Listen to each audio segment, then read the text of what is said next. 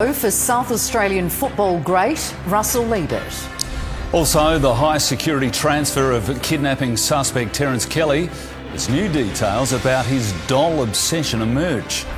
On the outer, anti-vaxxer Denny Varnhagen dumped from the Crows playing list.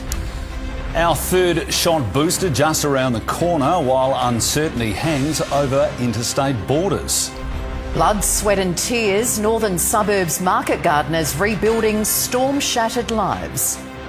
And only on 7, how being overlooked for the T20 could be Alex Carey's blessing in disguise. Live from Adelaide, 7 News with Rosanna Mangiarelli and Mike Smithson. Good evening. Firstly, we begin tonight with the death of South Australian football legend Russell Ebert. The Port Adelaide great passed away peacefully this afternoon following a long battle with leukaemia.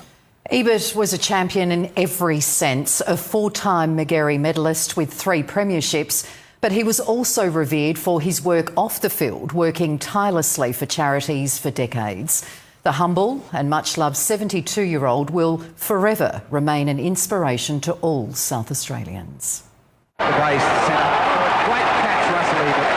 Magnificently judged mark, Russell Ebert. Russell Frank Ebert was a quiet teenager from the Riverland in 1968 and was headed for the big smoke. Here's the lead from Ebert. Has he got it? He has it. Great mark. 3 years later, he was wearing a Mangiarelli medal. Forward line. Oh, Ebert. Oh, beautiful. But always, his team came first. Wanting to enjoy it, compete and hopefully win. In the history of this great club, there's no bigger name. There's no greater player. He was described as the perfect footballer build. He could kick accurately with either foot, handball with pinpoint accuracy, had the strength to dictate play and never let his teammates down. Ebert's work ethic was noticed by all who knew him. Back to Ebert. Good football. Direct approach towards goal. A beautiful kick. His skill. He could handle the ball beautifully and he could dispose of it beautifully. He always does everything 100%, and if you're not doing it 100%, he'll certainly tell you about it. The chance, Norsworthy's after him. Just couldn't get to him. Look at that, legs carrying him away. Snaps it up to the goal, and there's a magnificent goal to the Port Adelaide champion. And a person that's contributing this sort of way means that he's a match winner in his own right. Just before illness set in, Ebert sat down with his great mate Abba for a rare public insight. His passion for the power during last year's final was obvious. We had some exciting youngsters now. You don't want to stifle them. You want to let them play and show what they can do. Russell Ebert played in an era of champions. Lindsay Head and Barry Robran were in the same league. He's beaten for the mark by the brilliant Ebert. Ebert's been switched to Barry Robran in the hope he'll hold the champion in check. Well, the greatest competition on a game of football I've ever seen was Russell and Barry. They were opposed that Russell was playing centre-half back and Barry was playing centre-half forward for North Adelaide at Prospect. And to me, that was the greatest game or the greatest competition I've ever seen in a game of football. Russell won the day. Everyone agrees Ebert was the all-round player's player. He'd have to be right up to the front. It's hard to pick a player to surpass him. Or anybody who's played with him or against him would regard him as a very, very brilliant player. But because he was such a great player, you had to try and do something that little bit better against a player of his calibre. Ebert again. Oh, look at him go. In his 392 games for Port, he won best and fairest 6 times. He also won 4 Mangiarellis, boasted 3 premierships, a Jack Oatey medal and represented the state 29 times. In his brilliant career, he also played 25 games for North Melbourne, briefly alongside Cornsey. I saw just how much more he put into his football than the average footballer. I love the guy, there's no doubt about that. Taking us a bloody long time, but by Jesus, worth it. Recently, he was rightly elevated to Sports Hall of Fame legend status.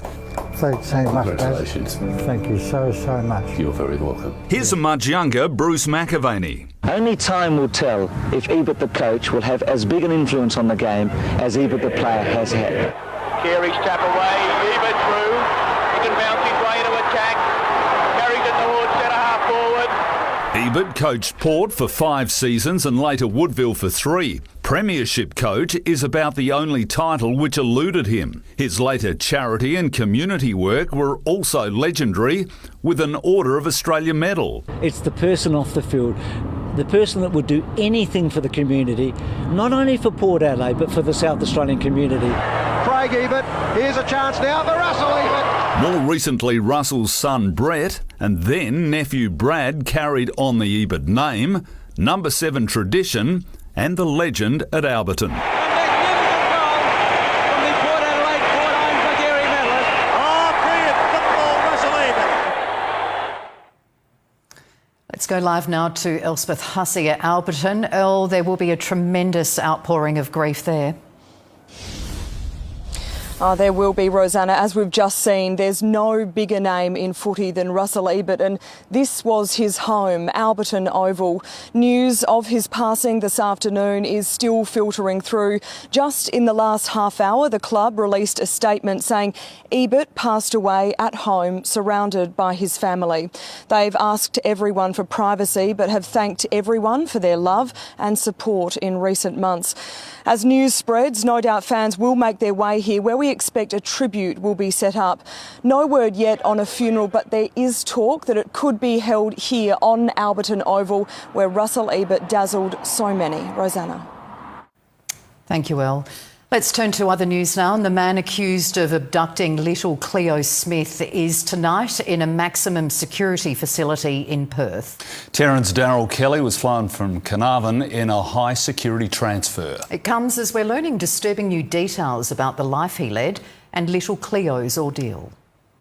The bandage is gone and the first clear image of 36-year-old Terrence Darryl Kelly, manacled hand to foot and under heavy police escort, led to an aircraft for transfer from Carnarvon to Perth to be held in a maximum security prison after being officially charged overnight with the 18-day kidnap of 4-year-old Cleo Smith. That's a normal process. He will be transferred to a facility with corrective services. That as a frightening picture emerges of Kelly through Facebook pages now linked to him, revealing an obsession with children's dolls. Shelves stacked with them, many still boxed, especially the Bratz brand, with some speculating this was where Cleo was kept. As a detective, I think you'd walk in, look around the room and think, we've got a bit of work to do in front of us.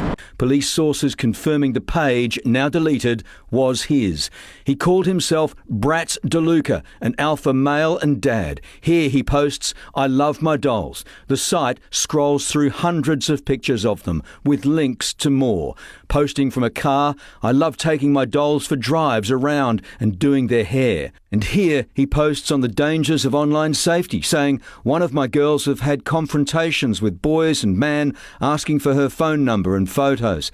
Here he posts video of a young girl calling her "my daughter, daddy's girl, my princess."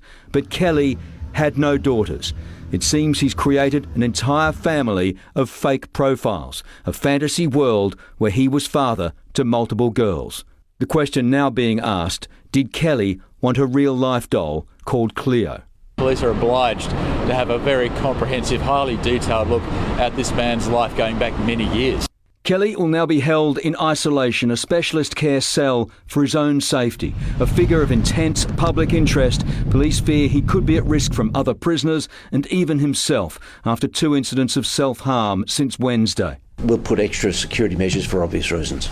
While back in Carnarvon, some more good news for the family, Sam. Police visit Cleo's home. They will be a regular presence in her life for months to come. Her evidence is going to be key in understanding what happened over those 18 days. New CCTV of the moment of Kelly's arrest. Police bringing his car to a stop. Kelly pinned to the ground. From the taxi driver who caught this moment. And they were all surrounding that car on the side of the curb, and we saw one of the detective on top of the guy. Kelly's next court appearance is another 4 weeks away, December 6, and any eventual trial will be many more months, perhaps even a year. A long lead time for detectives, but it's clear with this case there is a lot to investigate.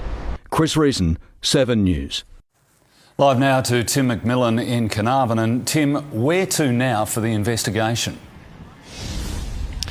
Yeah, good evening, Mike. After the frenetic scenes at the airport earlier today with the departure of Terence Kelly to Perth, the investigation here in Carnarvon continues in earnest. At least 10 more interviews with potential witnesses today and a second interview a few hours ago with Little Cleo herself. Staying behind here in the town, special detectives from the Child Abuse Squad with that very delicate job of speaking to Cleo. And with that, really clear instructions to her mum and stepdad that they cannot ask Cleo anything about the 18 days that she was missing so that her evidence is not in any way tainted. And you got a feel for them. That puts them in a really delicate and difficult position. Rosanna. Thank you, Tim. The Crows' Denny Van Hagen has become the first AFLW player in the country to be dumped for refusing to get the jab. The club has banned the dual premiership defender from joining her teammates on the field, saying it's in the best interests of the competition. Given the boot, Denny Van Hagen has been vocal off the field about her choice not to be vaccinated, and now that's where she'll stay. We made the decision then to put her on the inactive list, effective immediately. The defender met with the club this week to confirm she has no intention of getting the jab by the league's November 19 deadline. The Crows acted quickly, telling the dual premiership player she'll no longer be part of the team. CEO Tim Silver's making no apologies for the club's tough stance. She knew her position, she'd gone through the education, so when she spoke to me, it was, where to now? So we made the decisions in the best interest of the team. The ICU nurse has never shied away from her controversial decision, making her feelings known at a freedom rally in the city on Tuesday. No one should be at threat of losing their jobs if they don't enter a medical experiment. The 29-year-old is on leave without pay from her job as a nurse, her football career now possibly over too. While she's no longer permitted at training or other official events, the club says it is looking at a way she can say her final goodbyes to her now former teammates. She'll continue to receive a portion of her paycheck from the Crows until the footy season is over. The club says it's disappointed in the decision, but it won't be bending the rules for anyone. We believe and we strongly encourage all our players and staff to be vaccinated. Hannah Ford, 7 News. Eligible South Australians can book now for a COVID booster vaccine. A third jab won't be mandatory, but experts warn elderly residents in particular will need one if they want to stay safe. Armed with a third COVID jab, paramedic Sharon Hennessy is ready to hit the road. I was happy to get the booster done so that I can go out and perform my duties knowing that I've had my immunity boosted. Frontline workers, Medi-Hotel staff and aged care residents are among those now eligible for a booster shot. From the 1st of December, anyone that's been fully vaccinated for 6 months can join the queue. We have seen the evidence come through internationally, the reduction in hospitalisation, reduction in risk of transmission. The booster's not mandatory, but for at least one cohort, it shouldn't be dismissed. Experts say if you're elderly or have an underlying health condition, a third jab could save your life. Immunity wanes over time very quickly. So by the end of 6 months after their second jab, they've only got about half the immunity they had at the beginning. If you're young and healthy, Professor Esterman says there's no need to race out to get a third jab. 2 should suffice for now. There is a little bit of evidence, but it's mixed. No doubt as the next few months go by, we'll get better evidence.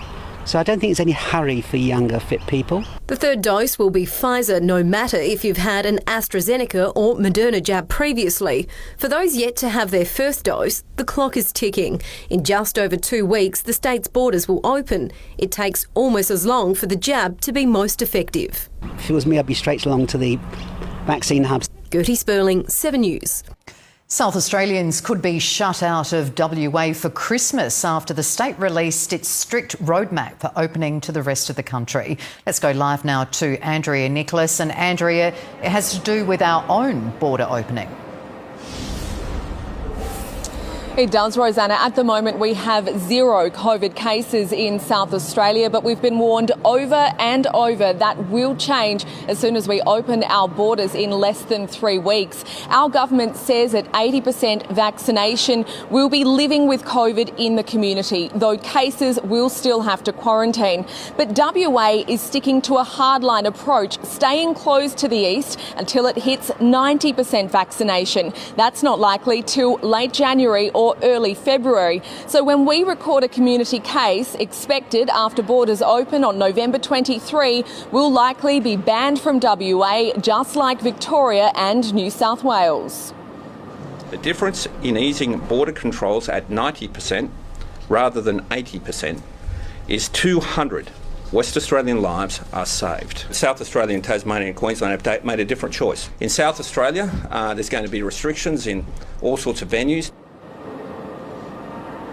And in breaking news, South Australia is slamming its border shut to unvaccinated travellers from the Northern Territory after 2 community cases have sent the town of Katherine into lockdown. Unvaccinated South Australians are allowed in but must quarantine for 14 days.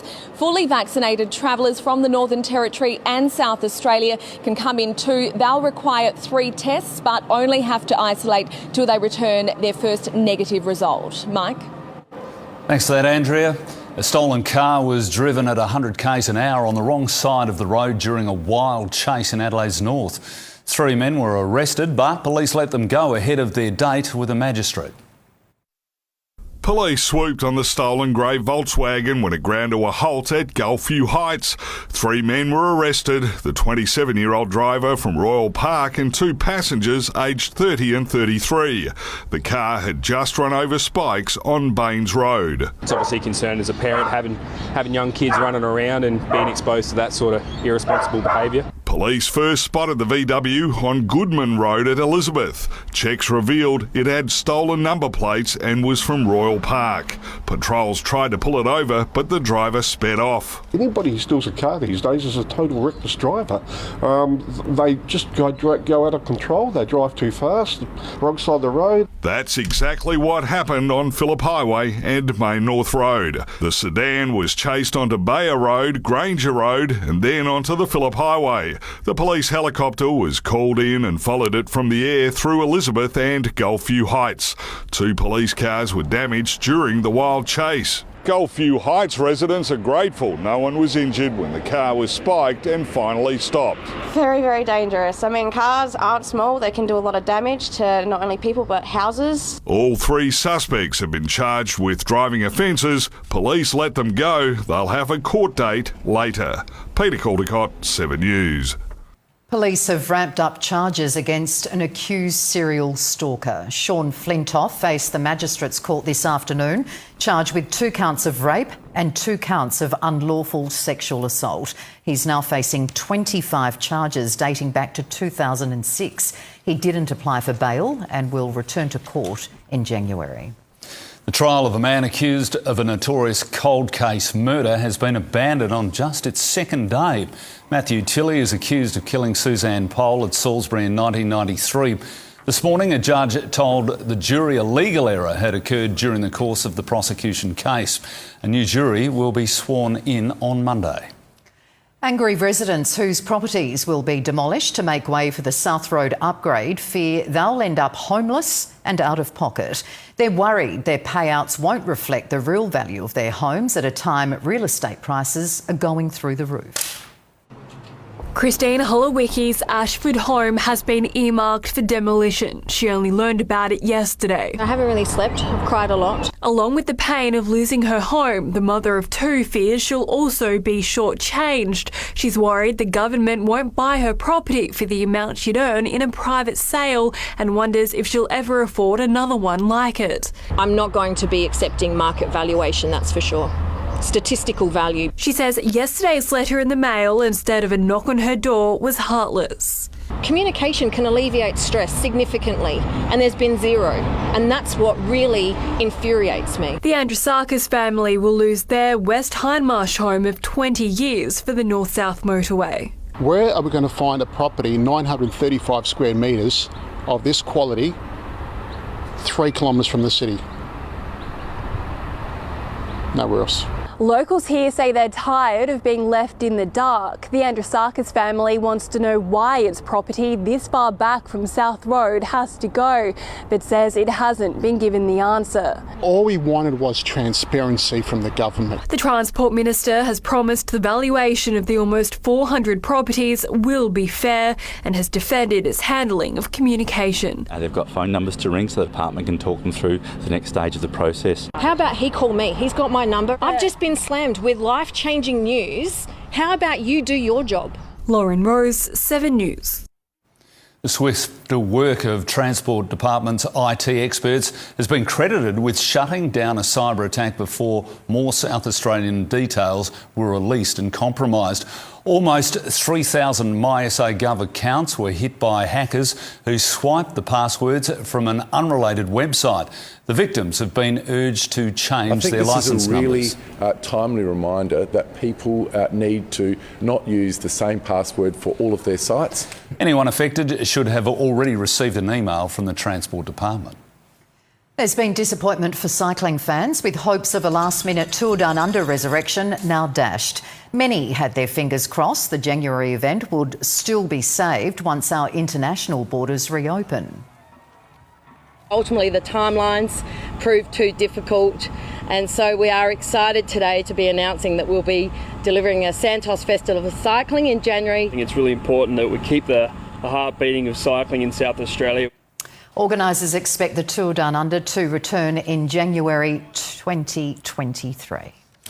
Now let's check in with Soda, and I guess it's such a sad day and it's dominating events at the moment. Yeah, certainly, Mike. Everyone knows how wonderful Russell Ebert was on the field, but I think more and more people are starting to realise just how big-hearted, how kind, and just what a superstar he was off the field as well as a human being. So very, very sad loss for everyone there involved in South Australian sport and football, and pretty much the state. Coming up in sport, power recruit Sam Skinner on the resilience that helped him overcome 3 knee reconstructions to make it back to the big time. We speak exclusively to Redback star Alex Carey about his Ashes chances, and he certainly has a big-name fan backing him. And Josh Giddey lights it up against the Lakers, helping the Thunder to their 2nd win of the NBA season. All that and plenty more coming up soon, guys. All right, thank you, Soda. Adelaide's northern suburbs market gardeners are still picking up the pieces of last week's devastating hailstorm. Their story is next. Also, how SA's brightest sparks are helping to make power lines safer. The pill that could be a game changer in the fight against the COVID pandemic. And The Rock takes a hard line, no real guns on his movie sets in future.